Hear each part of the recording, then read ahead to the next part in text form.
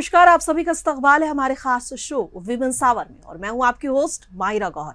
आज हमारे women's our की खास मेहमान है एक ऐसी काबिल शख्सियत जिन्होंने अपनी मेहनत, इल्म और लगन से कामयाबी की मिसाल कायम की। उन्होंने अपनी पहचान सिर्फ एक कामयाब प्रोफेसर के तौर पर नहीं बनाई, बल्कि अपनी रिसर्च और तालीम के जरिए समाज और आने वाली नस्लों के लिए भी बहुत अहम काम किया।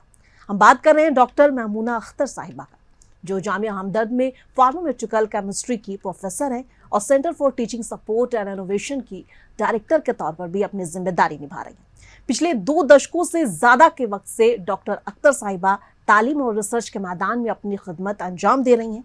दवाओं की खोज और बेहतर इलाज के लिए उन्होंने टीबी, मलेरिया, डायबिटीज और कैंसर और अल्जाइमर जैसी बीमारियों पर अहम रिसर्च की है।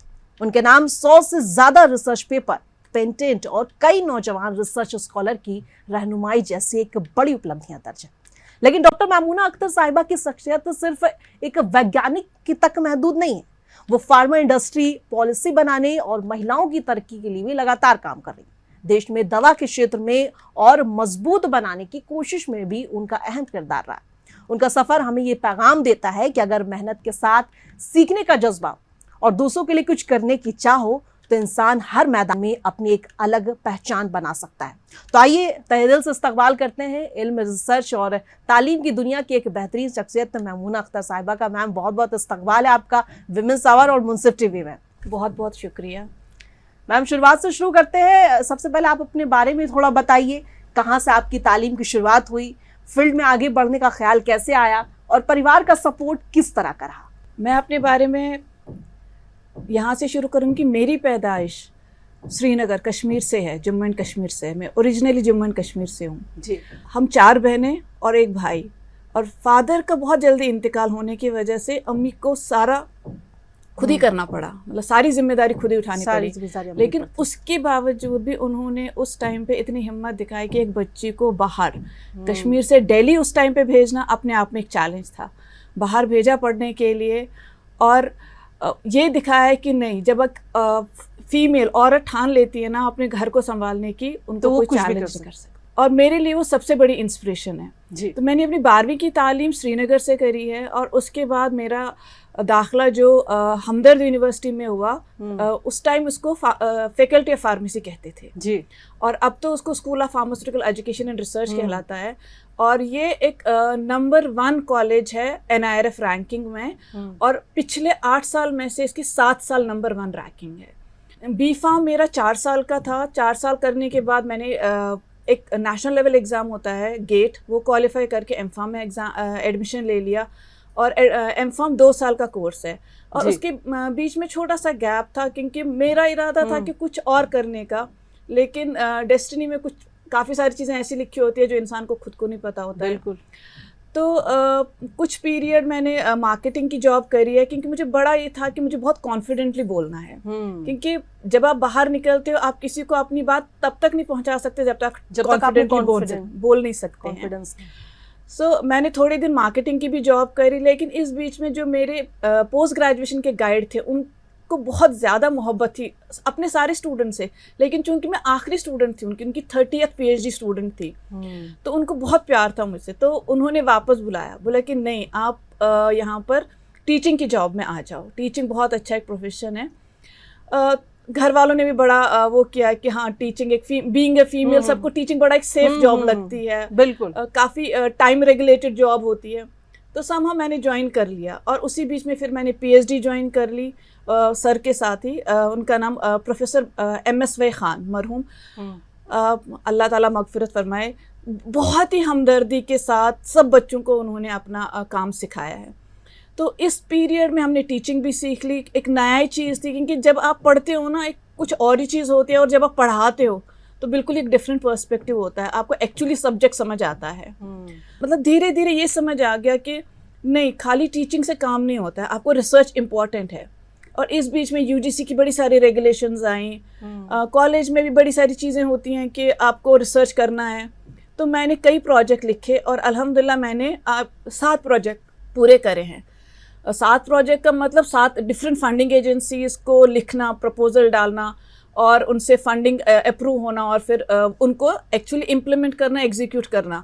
ग्राउंड लेवल पे, और उनसे पब्लिकेशंस डिराइव करना।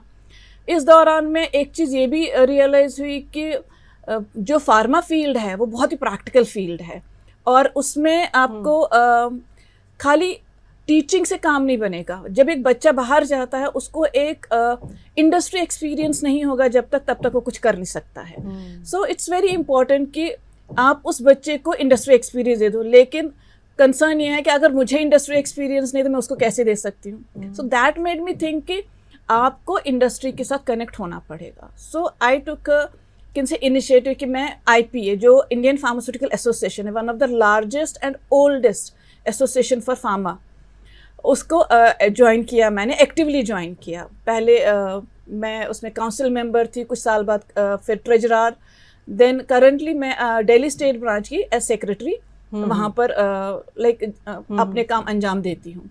सो ये एक मोटा मोटा ही था कि मैं एक स्कूल से लेके यहाँ तक कैसे पहुँची, और इस बीच में काफ़ी सारी चीज़ें हो गई और जिनसे मुझे काफ़ी ज़्यादा लर्निंग हुई है।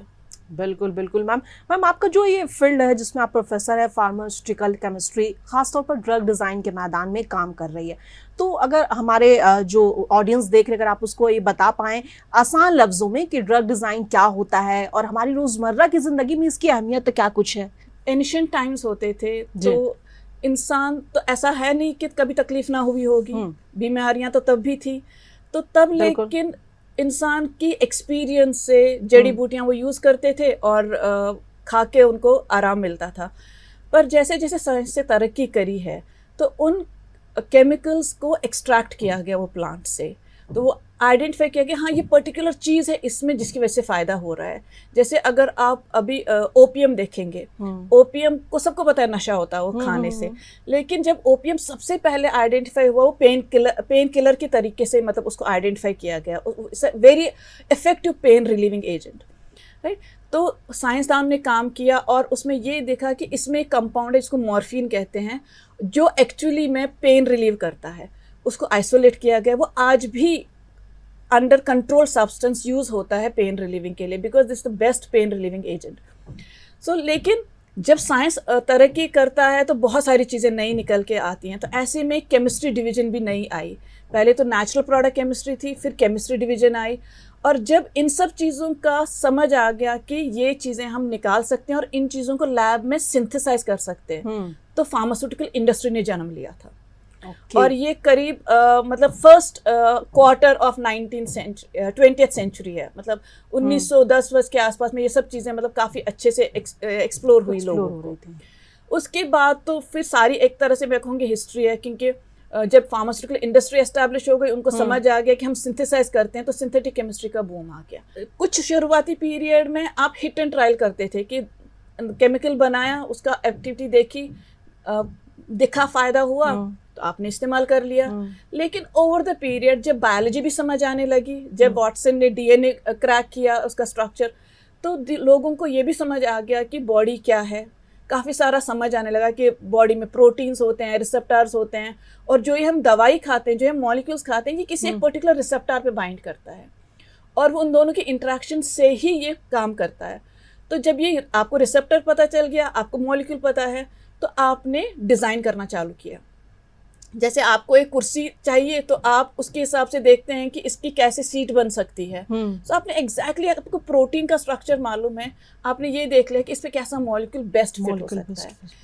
उसके बाद आपको इतना ही नहीं कि आपने देखा कि इसके साथ इंटरेक्शन है, इसके बाद जब हम गोली खाते हैं, कोई भी टैबलेट खाते हैं, तो इसको स्टमक में डिसॉल्व होना होता है या इंटेस्टाइन में डिसॉल्व होना होता है। उसके बाद वो इंटेस्टाइन से एब्जॉर्ब होती है, जैसे खाना एब्जॉर्ब होता है हमारा, फिर ब्लड सर्कुलेशन में जाता है, ब्लड सर्कुलेशन के बाद ये लिवर में जाता है जहाँ इसका मेटाबॉलिज्म होता है, जैसे बाकी खाने का होता है। उसके बाद ये टारगेट साइट पे पहुंचती है जहाँ इसका मेन काम होता है।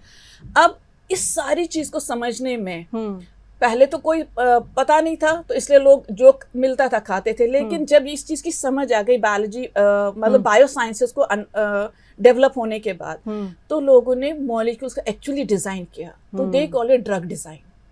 अभी आज की डेट में क्या होता है कि आप पहले वर्चुअली डिजाइन करते हो कंप्यूटर पे जी, बहुत सारे सॉफ्टवेयर, जैसे आजकल आपने सुना होगा AI, सब बूम है AI की। तो these are the technologies which are actually being used in drug design. आप वर्चुअली देखते हो पहले इफेक्ट कितना है, कैसा है, ये सेफ रहेगा खाने में, नहीं रहेगा सेफ, बॉडी में किसी तरह का हार्म नहीं करेगा। सो उसके बाद ही आप उसको सिंथेटिकली मतलब लैब में सिंथेसाइज करते हैं, फिर एनिमल्स पे पहले टेस्ट करते हैं, फिर ह्यूमंस के लिए। बिल्कुल बिल्कुल।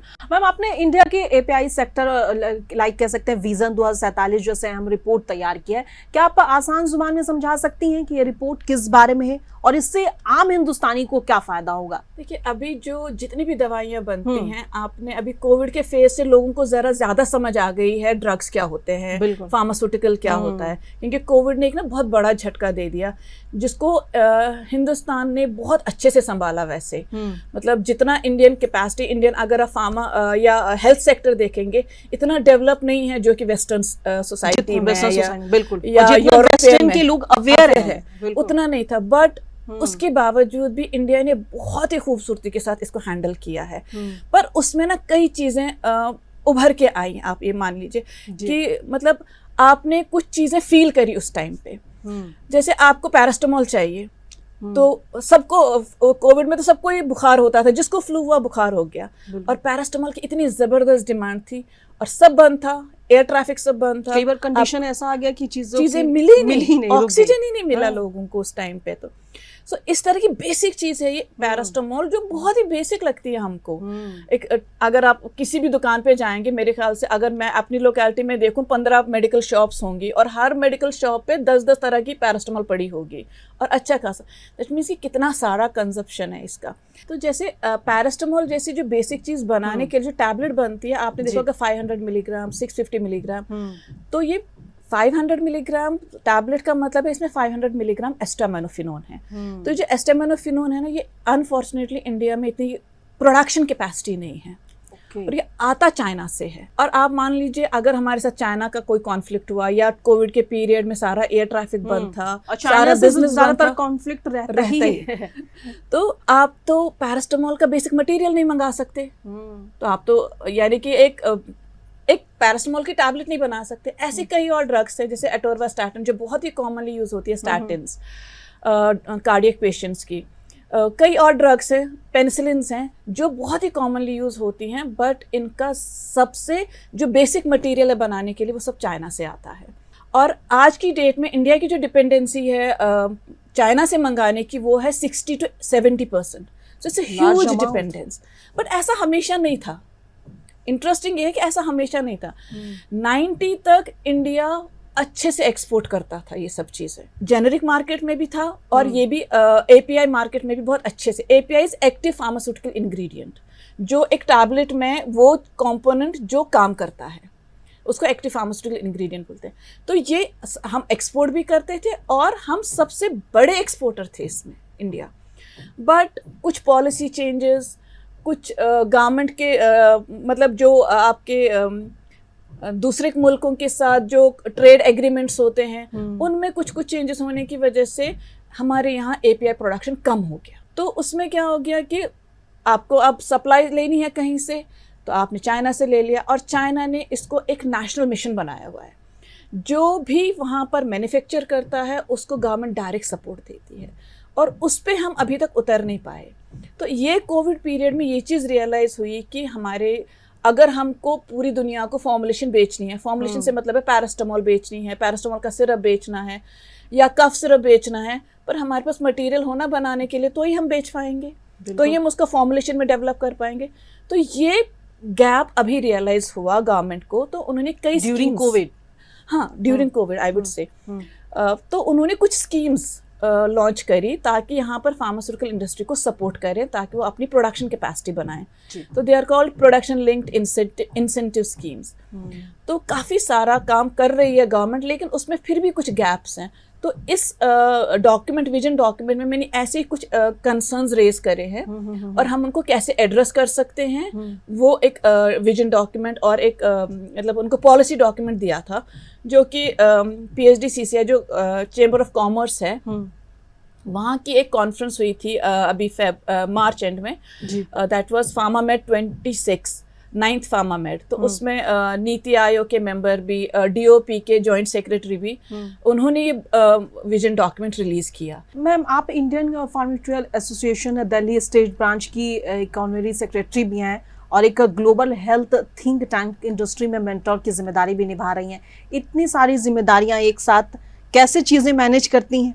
क्योंकि अक्सर महिलाओं को काफ़ी सारी जिम्मेदारियां निभानी होती, घर की भी जिम्मेदारी, प्रोफेशनल लाइफ भी देखना होता है, तो ये सारी चीज़ें एक साथ कैसे किस तरह से मैनेज करने का आपका जो एक प्रोफेशनल तरीका है वो क्या होता है? देखिए, जहाँ पैशन हो ना वहाँ काम नहीं लगता है। जब इस तरह की चीज़ें आपको रियलाइज हों कि देयर इज अ गैप, तो आप वो गैप फिल करने की कोशिश करेंगे।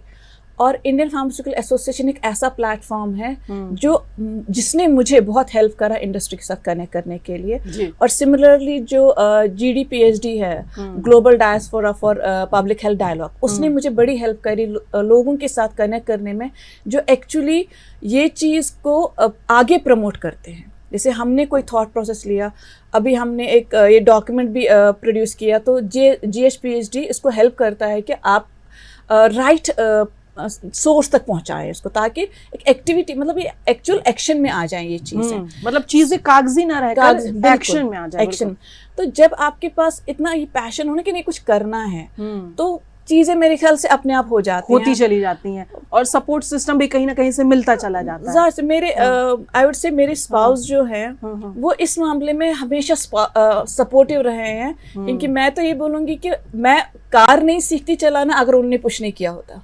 मतलब इस एक्सटेंट तक वो सपोर्टिव है। तो उन्होंने कभी मुझे इस चीज़ से नहीं रोका कि अगर तुमको कहीं जाना है, काम करना है, किसी भी तरह की रोक टोक नहीं। क्योंकि अगर आप किसी को प्रोग्रेस करते हुए देखना चाहते हैं तो आपको पता होना चाहिए कि वो टाइम बाउंडेशंस नहीं रख सकते हैं। बिल्कुल। So he is well aware of that. He is being a medical professional, he is a very renowned neuro interventionist. So उनको ये चीज़ खासी मतलब समझ है कि कैसे और अगर कैसे मैनेज करना है, कितना फ्रीडम देना है। बिल्कुल। Ma'am, Indian institute of corporate affairs से इंडिपेंडेंट डायरेक्टर का सर्टिफिकेट भी हासिल किया आपने। अगर देखा जाए तो ये एक एकेडमिक शख्सियत के लिए काफी अलग और दिलचस्प सफर है। इसके पीछे कौन सी सोच रही, क्या वजह रही? ये ना बड़ा एक इंटरेस्टिंग मेरे लिए भी था। वैसे जब एकेडमिया में मैं थोड़ा शायद रेस्टलेस पर्सन हूँ, मैं एक जगह ना टिक नहीं पाती हूँ, मुझे काम चाहिए, मैं खाली नहीं बैठ पाती हूँ। एक बड़ा अजीब मतलब नेचर है मेरा। तो मतलब हर पल कुछ ना एक्सप्लोर करना चाहिए, मुझे कुछ चाहिए करने के लिए, कुछ चाहिए, कुछ एक्सप्लोर मेरी फ्रेंड्स बोलते हैं तुम्हारा तो वो कहते हैं ना कि चक्कर गिनी है पैर में तुम बैठ नहीं सकती। तो उसी इसमें मैंने एक बार कुछ ऐड देखे, इसका IICA का ऐड देखा था। तो मुझे लगा कि मैं अगर चाहती हूँ कि इंडस्ट्री में कुछ करें या इंडस्ट्री का और एकेडमिया का कुछ कोलैबोरेशन रहे जी, किसी भी तरह की चीज़ अगर ऐसी हो तो अभी गवर्नमेंट ने सेबी ने भी एक बहुत इंटरेस्टिंग रूल्स निकाले हैं ना कि हर कंपनी को एक इंडिपेंडेंट वुमेन डायरेक्टर चाहिए। तो मुझे लगा कि अगर मुझे कंट्रीब्यूट करना है तो मुझे इंडस्ट्री में आने के लिए कुछ बेसिक क्वालिफिकेशंस तो चाहिए होंगी। बिल्कुल। So this was one thing that made me attend this course and get this certificate कि नहीं, अगर कल को मुझे कोई मौका मिला, मेरे पास कोई ऐसा मतलब रीज़न नहीं होना चाहिए कि मैं नहीं कर सकती। सो उस इसमें अभी इसमें कुछ और भी चीज़ें मैं कर ही रही हूँ अभी तक, बट ये है कि हाँ, one of the milestone I have achieved is that getting this certification from ministry of corporate affairs. Ma'am, जैसा कि आपने अपनी मतलब शुरुआती ज़िंदगी से बताई, जैसे कि आपकी मदर सिंगल मदर थी, मतलब आपके फादर के जाने के बाद भी उन्होंने जो जिस तरह से आपको मतलब फ्रीडम दिया और चीज़ें दी कि एक्सप्लोर करने का मौका दिया, फिर आपकी शादी के बाद भी जो है आपके हस्बैंड जो है काफ़ी सपोर्टिव रहे। तो मतलब आपका सफ़र एक देखा जाए तो एक पीछे एक सपोर्ट सिस्टम एक बहुत ज़रूरी है आगे बढ़ने के लिए। लेकिन अगर हम आज की बात करें तो आज भी बहुत सी बेटियां और नौजवान लड़कियां अगर हम देखें तो साइंस के मैदान में आगे बढ़ना चाहती हैं, लेकिन कभी कभी घर के हालात हो या फिर कह सकते हैं समाज की सोच या कभी खुद पर यकीन की कमी से रुक जाती हैं या रोक दी जाती हैं, ये भी कह सकते हैं। ऐसी बेटियां, ऐसी लड़कियों के लिए आपका क्या पैगाम है, कैसे आगे बढ़े? कोई एक ऐसा सोर्स, कई लोग मतलब साइंस में आगे जाना चाहते हैं, उनका इंटरेस्ट है, उन्होंने ग्रेजुएशन कर रखा साइंस से, लेकिन फिर आगे समझ में नहीं आता कि आगे क्या करें, कैसे जाए। तो एक गाइडेंस जो है वो कहाँ से ले, क्या उनके बारे में क्या कुछ बताना चाहेंगे? लड़कियों की बात करेंगे तो आप ने सुना होगा ये मतलब बात के बेटे को पढ़ाना मतलब एक जने को पढ़ाना होता है। बेटा पढ़ता है तो एक ही केवल जना बेटा पढ़ता है, लेकिन अगर बेटी पढ़ती है तो पूरा खानदान पढ़ता है। सो ये एक्चुअली इस स्टीरियोटाइपिंग से हमको निकलना पड़ेगा। जब तक कि पेरेंट्स को ये बात समझ नहीं आएगी तब तक ये थोड़ा टफ रहेगा लड़कियों को आगे आने के लिए।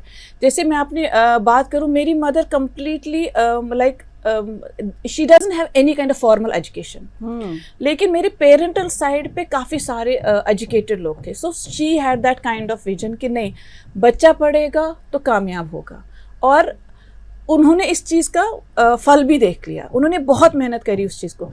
तो मैं एक चीज़ और कहना चाहूँगी, जैसे होता है ना कि जहाँ चाह वहाँ राह। तो जब आप कोई चीज़ ठान लेते हैं ना तो मुझे नहीं लगता है कि कोई आपको रोक सकता है कुछ अचीव करने से। जहाँ तक आपको आप कहाँ से कंसल्टेशन ले लें, कहाँ से मदद ले लेंगे, तो बहुत सारी फोरम्स होती हैं जो आपको हेल्प कर सकती हैं। जैसे आपका कश्मीर की बात करूँगी मैं, हमारे एक वहाँ पर एक फोरम कहो या सोसाइटी कहो, JNK साइंटिस्ट करके है। उसमें दुनिया भर में जो भी साइंटिस्ट हैं, फीमेल है मेल हैं दोनों हैं, वो उसमें जुड़े हुए हैं। और वो हमेशा कैरियर गाइडेंस के लिए कुछ ना कुछ टॉक अरेंज कराते हैं, ऑनलाइन कराते हैं, ताकि किसी को बाहर आने की ज़रूरत भी ना पड़े। तो जिसको चाह होती है ना, वो ना ढूंढता है मुझे कहाँ से मिलेगी। तो इसमें अगर कोई रजिस्टर करना चाहे तो कैसे रजिस्टर कर सकता है, या आप लिंक्डइन पे ढूंढ सकते हैं। लिंक्डइन हाँ, के जरिए बिल्कुल। और आपको ऐसी कई फॉर्म, जैसे IPA आप ले लीजिए, अगर कोई बच्ची फार्मा में जाना चाहती है तो वो IPA में डायरेक्टली हमको लिंक्डइन पे मैसेज भेज सकती है। इस तरह के कई फोरम्स आपको मिल जाएंगे जो आपको हेल्प कर सकते हैं कि आप क्या, अगर इवन आपको कैरियर गाइडेंस भी दे सकते हैं। अगर बच्ची 12वीं में है तो उसको नहीं पता कि क्या क्या ऑप्शंस हो सकते हैं उसकी कैरियर के हिसाब से।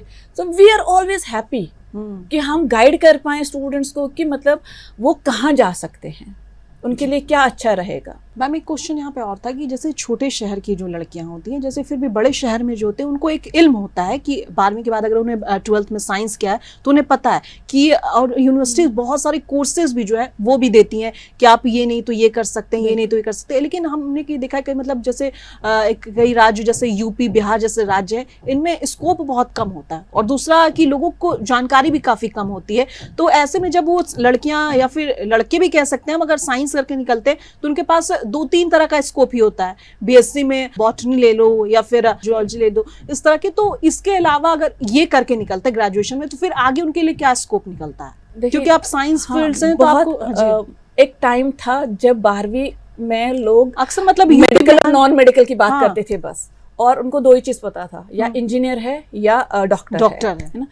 बट अभी आप इस चीज को कोई नहीं वो कर सकता कि हमें नहीं मालूम। मैं ये बोलूँगी दिस इज़ कम्प्लीटली इग्नोरेंस। जैसे मैंने आपको बोला कि जहाँ चाह वहाँ रहा। आज की डेट में आप मुझे बताइए किसके पास मोबाइल फ़ोन नहीं है? और जब आपके पास मोबाइल फ़ोन है, you should be using it right.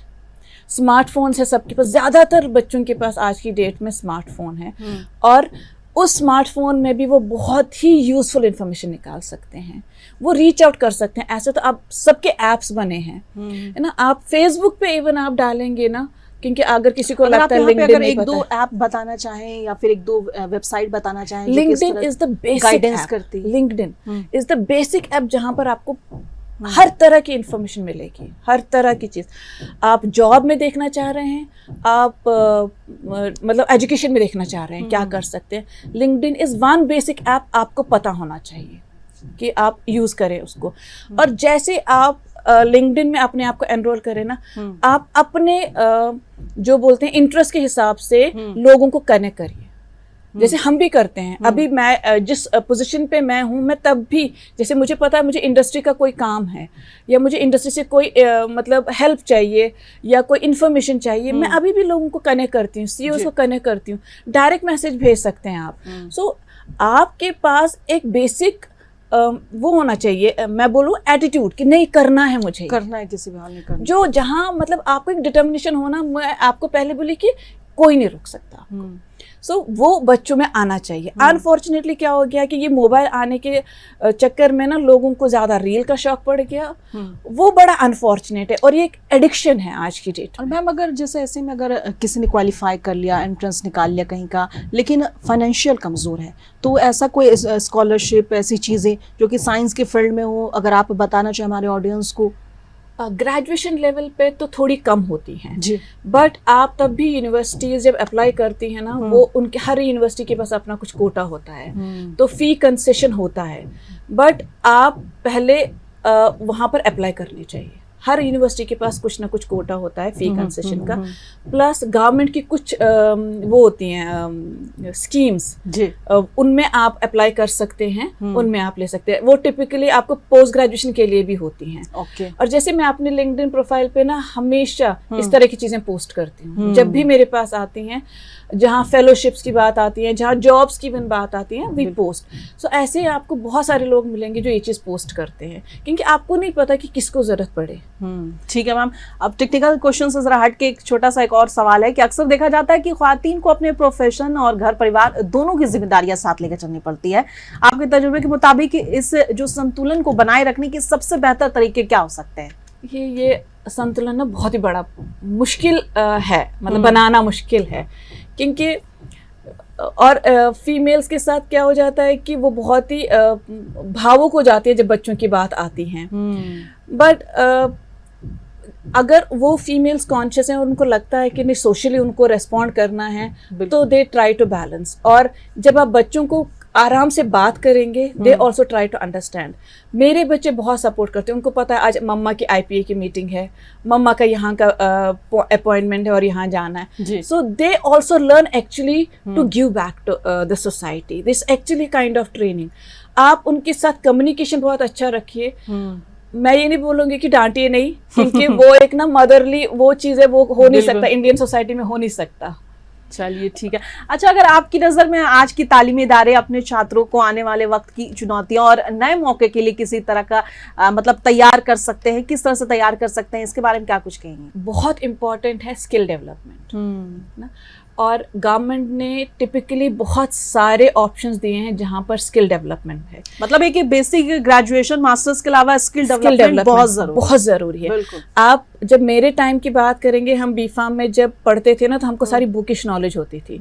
हालांकि प्रैक्टिकल कराते हैं वहां पर, ऐसा नहीं कि प्रैक्टिकल नहीं कराते, बट वो ज्यादा बुकिश नॉलेज होती है। तो अभी आप गवर्नमेंट की देखेंगे, NCVET साइट है, स्किल इंडिया साइट है, वहां पर आपको कॉन्स्टेंटली ऐसे कोर्सेज आपके हिसाब से जो जिसमें आपका इंटरेस्ट है, उनके कोर्सेज मिलते हैं जो आपको स्किल डेवलप करना चाहिए। की कमी है तो आखिरी एक छोटा सा सवाल कि आपका आगे का विजन क्या है? मेरा विजन है कि जो फार्मर स्टूडेंट्स हैं उनको मैं एक हैंड्स ऑन प्रैक्टिकल ट्रेनिंग के लिए कुछ ऐसी सुविधा प्रोवाइड करा पाऊँ जो उनको वो एकेडमी और इंडस्ट्री का जो गैप है उसको फिल करे। चलिए, बहुत बहुत शुक्रिया मैम। तो डॉक्टर महमूना अख्तर साहिबा, आज आप अपने इल्म, तजुर्बे और ज़िंदगी के सफ़र की जो बातें हमारे साथ साझा की हैं, उसके लिए आपका तहे दिल से बहुत बहुत शुक्रिया।